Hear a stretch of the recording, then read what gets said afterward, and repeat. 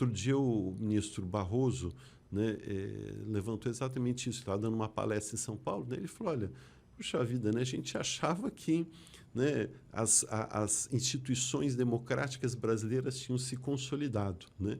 E a gente vê claramente que não, né? Quando você tem, né, a possibilidade, né, de as pessoas irem para a porta de quartéis militares, pedirem golpe de Estado, setores que agora muitos estão, digamos assim, envergonhados, né? Mas alguns setores das Forças Armadas agindo descaradamente a favor de golpe militar. A Quando você, invasão, né, do né, Congresso. do Congresso, que a gente Do tem dia 8 de STF, janeiro. do STF. Então, e o pior, uma parcela da população não perceber a gravidade disso. O que mais me assusta, não é isso porque golpista, né, extremista, hoje a gente tem uma onda mundial de extrema-direita, etc. Né? Você até entende um pouco. Agora, o que é mais grave é as pessoas não perceberem, não conseguirem, é um problema mesmo de cognição, né?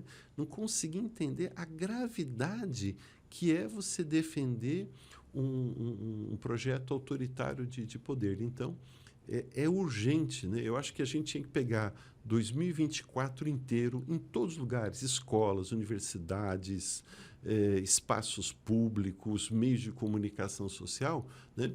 E, digamos assim, fazer uma ação para despertar a consciência das pessoas para a gravidade. Porque tem gente que não adianta, né? Então, tem convicções autoritárias, tem crenças claramente de natureza fascista, no sentido próprio, né, e científico da palavra. Essas pessoas, muito provavelmente, vão continuar, são os 15% lá que, historicamente, né, nunca vão abrir mão, né, dessa visão violenta de vida e de mundo. Agora, tem uma parcela da população, né, que às vezes caiu nessa por manipulação religiosa. Olha o que a Michele Bolsonaro e o Malafaia fizeram na Paulista. Manipulação religiosa, indução, discurso, né, pode ser assim, das bolhas de internet. Então, a esperança, assim, que se a gente trabalhar muito isto, né, e não aceitar. Agora vem período eleitoral, né, tem uma candidata aí que fez apologia o tempo todo desse governo autoritário, né, quer dizer, e não pediu desculpa.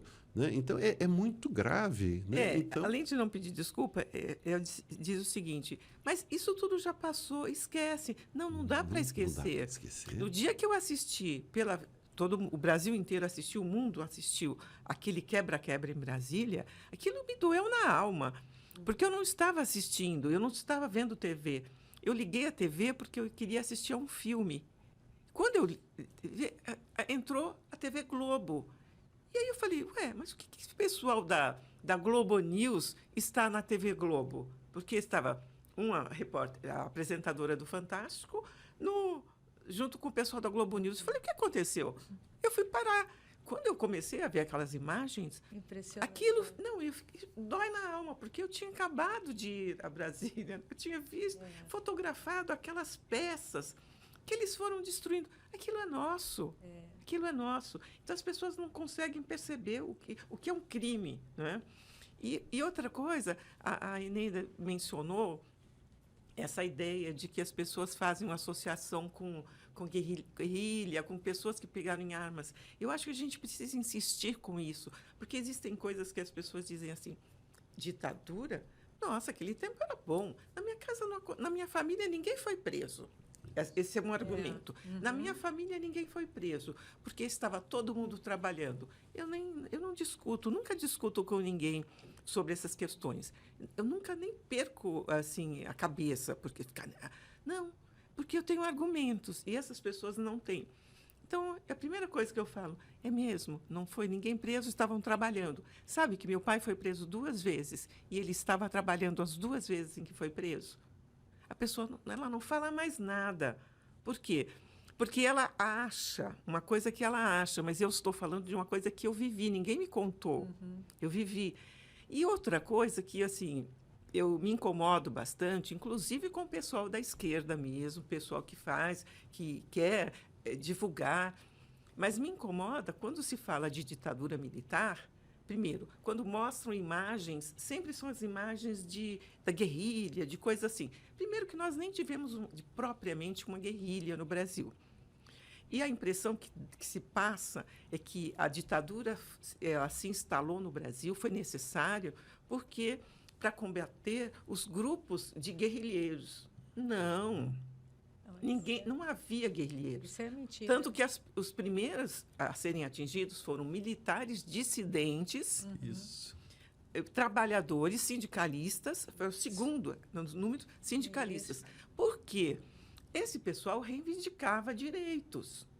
E mesmo dentro a questão da hierarquia, que você fala desse embate de não requerer, dentro das Forças Armadas havia assim, aquela casta e aqueles que, como os marinheiros, que não podiam nem se casar, não podiam usar uma roupa comum quando estavam de folga, eles tinham que andar fardados. Então, aquela rebelião que houve dos marinheiros, eles queriam alguns direitos, mas melhoria de trabalho, condição. Eles tinham que pedir autorização para se casar. Por quê? Enquanto os oficiais tinham direitos e eles não tinham. Então, assim, a ralé dos militares não tinha direito nenhum.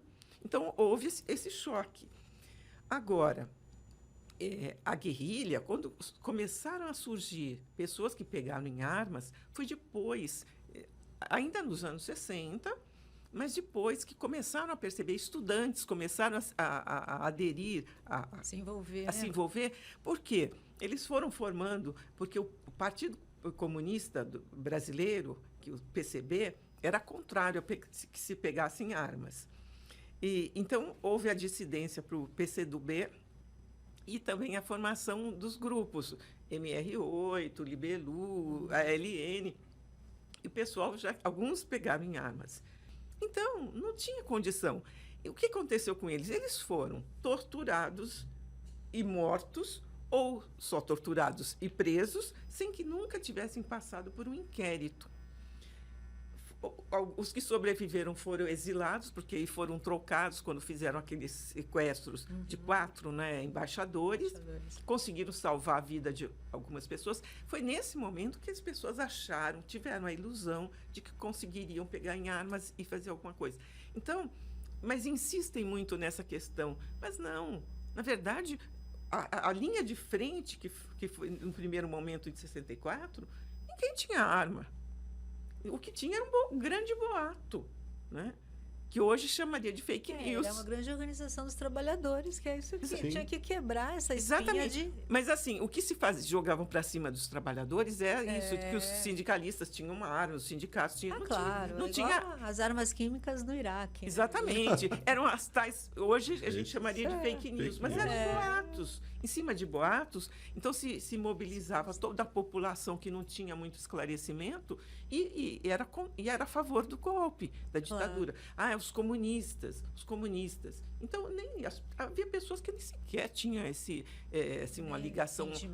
Entendimento. Assim, então, é importante que a gente repita...